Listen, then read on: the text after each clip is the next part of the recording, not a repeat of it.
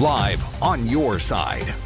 First at 9 starts with First Alert Weather. With football on TV, we do thank you for joining us for this digital edition of WBRC First at 9. I'm Brittany Gione. It is a First Alert Weather Day as strong storms move through central Alabama. Let's take a look at these photos from Coleman County. That's hail you're looking at right now. It fell in Baileyton.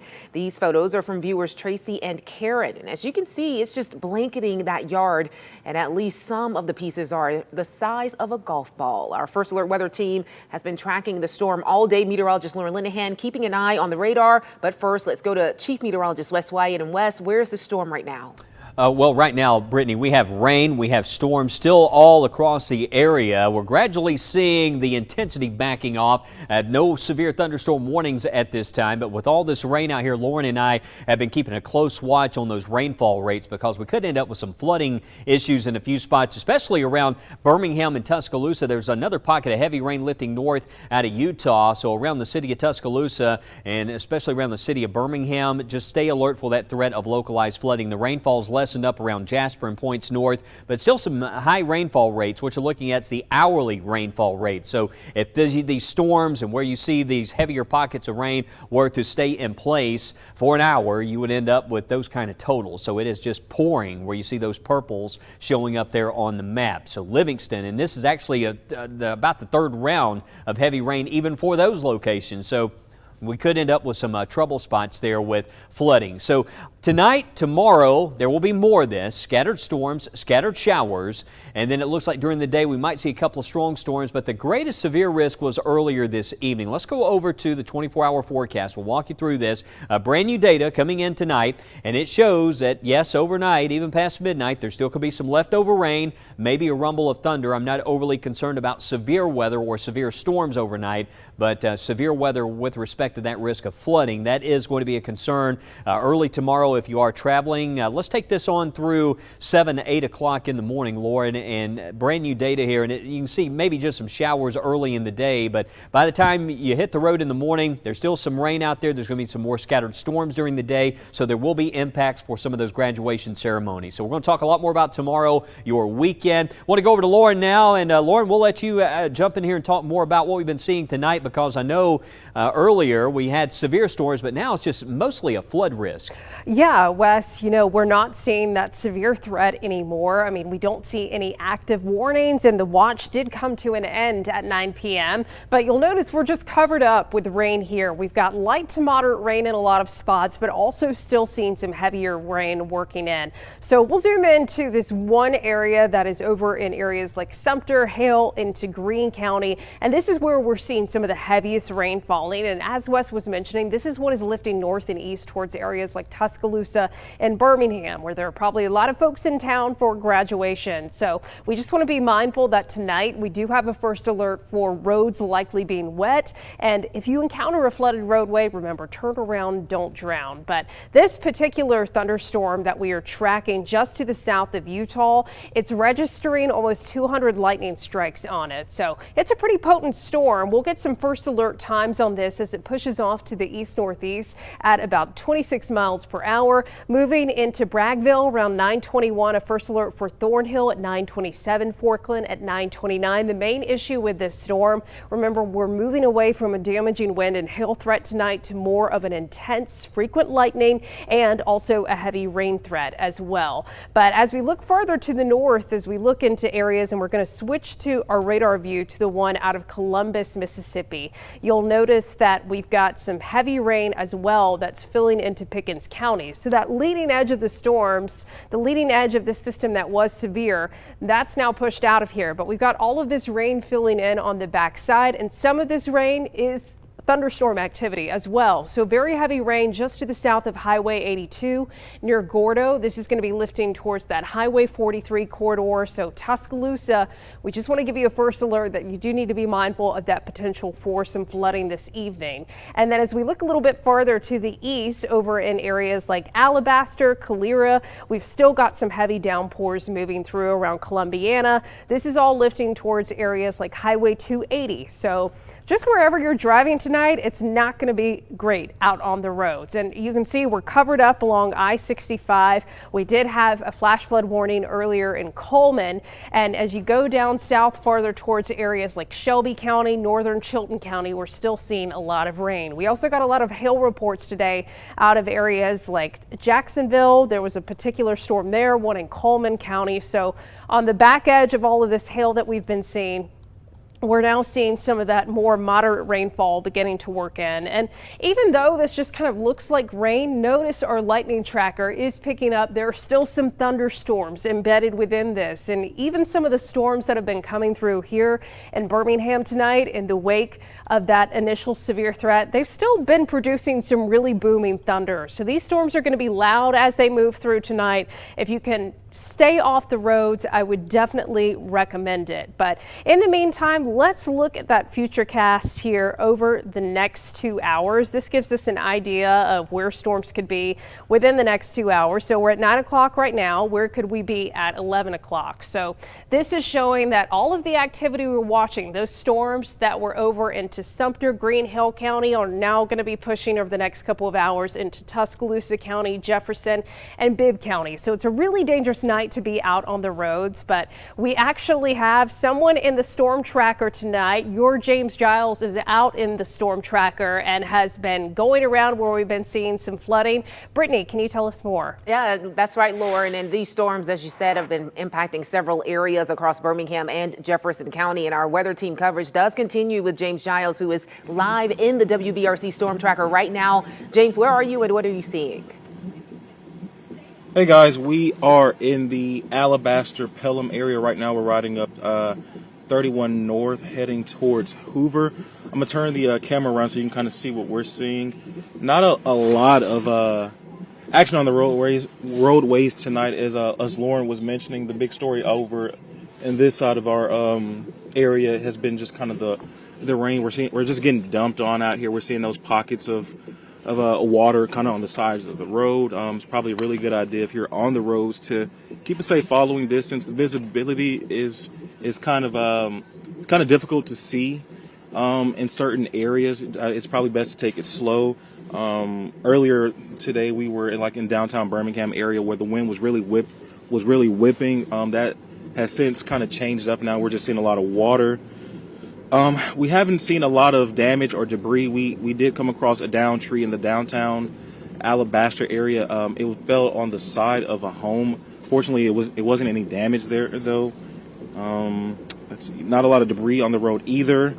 Earlier at the Barons game, just kind of same story, just the wind, a lot of water. We were actually driving and the wind hit us so hard I thought it was going to knock the storm tracker over. That probably sounds a little bit dramatic, but I was freaking out. Photographer Jeff Foster, he remained cool, kept calm and collected. Me, not so much, but that's another story. But guys, if you're out, you're seeing some stuff tonight, just hit us up on the WBRC News app. Send in those photos, send us messages on Facebook. Hit me up on Facebook. We can ride out and check it out. We'll be here in the storm tracker on the roadways, letting you know what we see throughout the night, and however long you need us. All right, we'll send it back to you guys in studio. Brittany. All right, thanks, James. And the weather impacting events in Jefferson County, the Birmingham Barons were set to honor first responders at tonight's game. That has been postponed until tomorrow. Gardendale High School had a performance of Anastasia that has been canceled after the Rocket Theater lost power. Now, let's get right back over to Wes and Lauren with the latest on this line of storms. Wes. Yeah, Brittany, I just wanted to share, a lot of you at home have been sharing a lot of your photos on the First Alert Weather app and a lot of pictures like this. You'll certainly want to get out there tomorrow, inspect for any hail damage around your property because we have seen a lot of big hail producers out there. This is from Joshua Kirkpatrick sharing that photo. This is in Lincoln, and this is from Candy Griffin. And if you're in the Lincoln area, yes, we also, you can see it just bouncing off of the ground there, really covered everything up for a while. That looks like it's below quarter size in this particular image. Typically when you see quarter size hail, that is when you have a severe thunderstorm. But Candy also sharing this one from Lincoln as well. You can see again Large hail falling in that area. Brian sharing some photos from Jacksonville. This is Tony sharing a photo. Let's see Tony's location. Oh, wow. Look, it just kind of covered the ground. Baileyton's another area we saw a lot of pictures. This is in Stimley Bridge. This is in Pell City. So this is from Ashley Smith. Let's go to this view and just show you. And again, some hail falling there. So Pell City, Lincoln. We saw some pictures there from around Jacksonville. Basically, all these storms out there today were big hail producers. So if you, again, notice maybe, inspect your roofs, check the tops of your vehicles out there. There was some intense lightning as well. It's still lightning. We still have some thunderstorms out there happening across the area. Ashley sharing that view. Let's see if we have Eric shared a photo. Bush Hills, David sharing some pictures of some large hail. And then again, just going through some of those from the WBRC web page there. We're checking from the First Alert Weather app some of those photos that you're sending. But as we always say, we want you safe. We don't want you out in the middle of a lightning storm taking a photo. Make sure you're indoors. But if you are in a safe space where you can send a photo and take a photo, you can always, it's just one click away. If you have the First Alert Weather app, you can send us your weather pictures, but it's great having that ground truth. I've copied the National Weather Service on a lot of those pictures that we have sent out tonight so we can kind of verify where we had those severe storms. It's all integral. It's very helpful in the warning process when you do send us those photos, and we pass that information along. So as Lauren noted, we've got a lot of rain across the state right now. Some real heavy rain south to Tuscaloosa around Utah, some lightning in here. This is the most intense rain that we see at the moment. It looks like to the north, it's a good soaking. Everything's starting to sort of settle down, a few embedded rumbles, but this is one spot, Tuscaloosa and Point South. I'm sure we're seeing quite a lightning show here. A lot of cloud-to-cloud lightning going on. You can see with all these negative strikes that's happening. But some heavy rain. Forkland to Utah is pouring in this area. So lightning, gusty winds, heavy rain, but this is a non-severe storm. But definitely some of the more intense weather that we have at the moment. And some of these storms and more of this lightning may try to build back into the north into parts of Tuscaloosa and Bibb County. Don't know if this will quite make it to Birmingham. It's just more of a good soaking, steady, light to moderate rain that's still happening around the Birmingham area. And some more of this wet weather, even though we're seeing some breaks around Coleman over towards Baileyton and Brooksville and Bluntsville areas, still could see some more rain lifting in from the south tonight. We're going to stay in this pattern.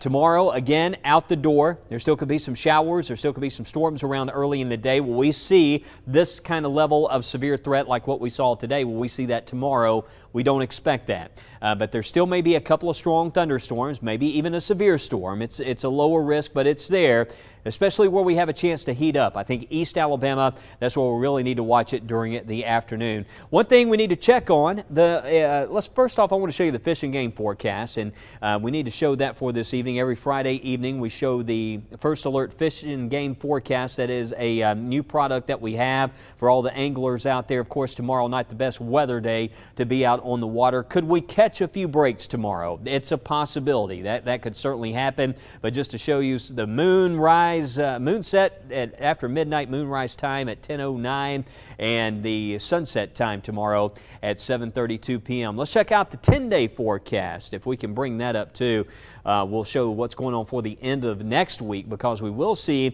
some cooler weather coming back. The rain chances will come to an end as we look ahead to Sunday and Monday. Sunday is interesting here because colder air starts to move in from the north, and some of the data actually shows the possibility of a couple of isolated showers over the northern parts of Alabama. So we're keeping Sunday dry for right now. We'll have some cooler air moving in, 51 for a low, a high of 71. And then Monday morning, we're in the 40s in most areas. So some chilly mornings, cold mornings coming up, afternoon highs in the 70s, and scattered storm chances ramping up towards the end of the week. Looks like next weekend right now trending a little bit drier with temperatures staying in the 70s. So these temperatures are leveling off, and just heard a rumble of thunder. So we still have some rain. We still have some rumbles out there. Of course, we've got football on WBRC tonight. So once that game wraps up, we're back on television. We'll have some brand new model data to go through and talk a lot more about those rain chances for tomorrow and also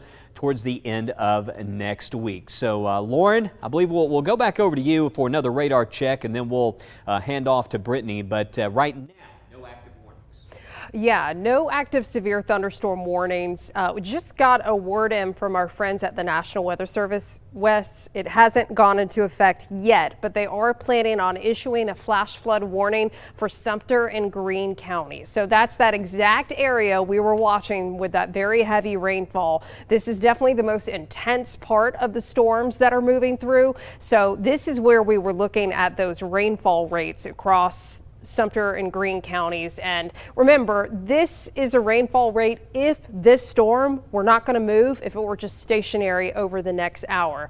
If it weren't to move, this is how much rain it could produce in an hour period. You see 7-inch per hour rainfall rates. Now, of course, it's going to move some, but let's say it only moves at about half that speed, or it moves a little bit faster. Then maybe it could produce 3 inches of rain in 1 hour. And that's where you certainly have to watch for flash flooding. So I want to show you, just since these storms have started, where we are seeing some of the highest rainfall totals. You can actually see over in Sumter and Greene County, a lot of that has really just fallen within the past hour or so. So we're estimating 4-inch totals of rain here along that I-2059 corridor through Sumter and Greene County. And then as we look a little farther to the north, of course, Tuscaloosa has been very active with graduation, and so in Tuscaloosa, 2.5 inches of rain, almost 3 inches of rain over in Pickens County, and we've still got more rain on the way tomorrow, Brittany, so we're going to be watching this very closely over the next 24 hours.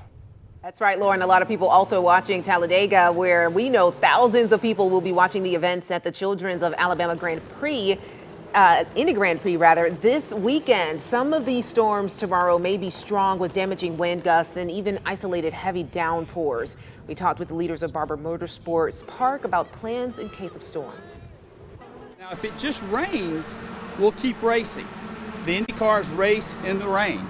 Actually, it makes for great racing, but we'll stop, obviously, if there's any lightning. Now, if the weather does hold out, remember you can watch the IndyCar race here on WBRC Sunday starting at 12:30. We do want to thank you for joining us for this digital edition of First at 9. We'll see you right here back on WBRC at 10. That's on TV after the UFL game. And be sure to follow Wes and Lauren on the WBRC News app and on Facebook as they continue to track the weather. Stay safe.